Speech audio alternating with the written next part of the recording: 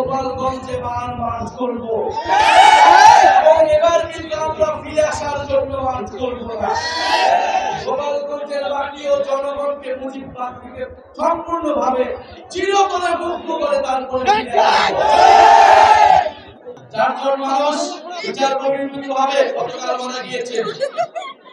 আমরা 5ই আগস্টের পরে বলেছিলাম সন্ত্রাসীদেরও মানবাধিকার আমরা বিশ্বাস করি।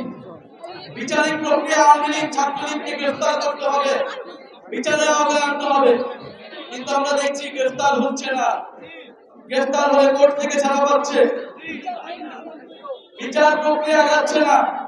প্রশাসনের বিভিন্ন স্তরে যারা স্বৈরাচারের দোষর রয়েছে এবং দুর্নীতিবাজ কর্মকর্তারা রয়েছে তাদের প্রতি বলে দিতে চাই, বিচারের দাবিতে আমরা রাজপথে নেমেছি।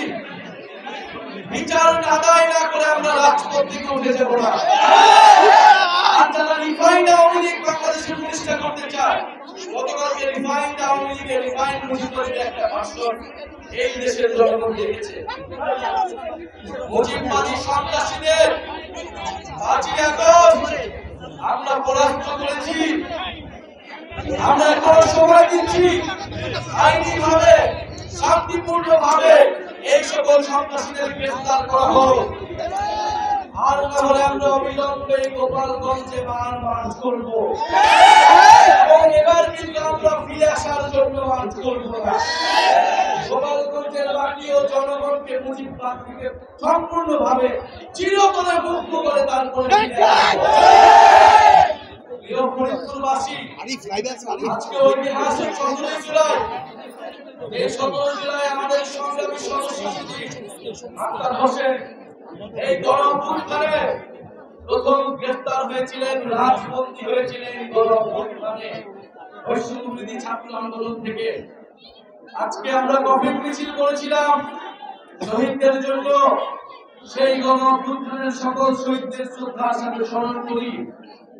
যারা ভেবেছিলেন এই জুলাই পদযাত্রা আক্রমণ করে বাধা দিয়ে সশস্ত্র হামলা করে থামিয়ে দিবে, তারা ভুলে গেছে যারা কাদের সামনে দাঁড়িয়েছে, যারা মৃত্যুর মুখ থেকে বারবার ফিরে এসেছে, বুলেটকে তোয়াক্কা না করে বারবার রাজপথে দাঁড়িয়েছে।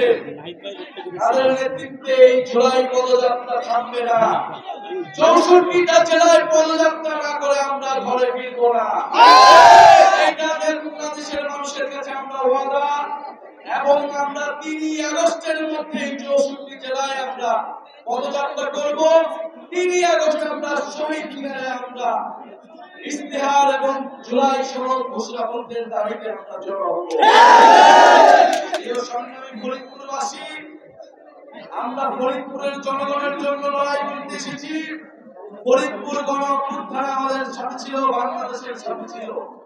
জাতীয় নাগরিক পার্টি ফরিদপুরের জনগণের মানুষের অধিকারের জন্য, নাগরিকের মর্যাদার জন্য লড়াই করবে।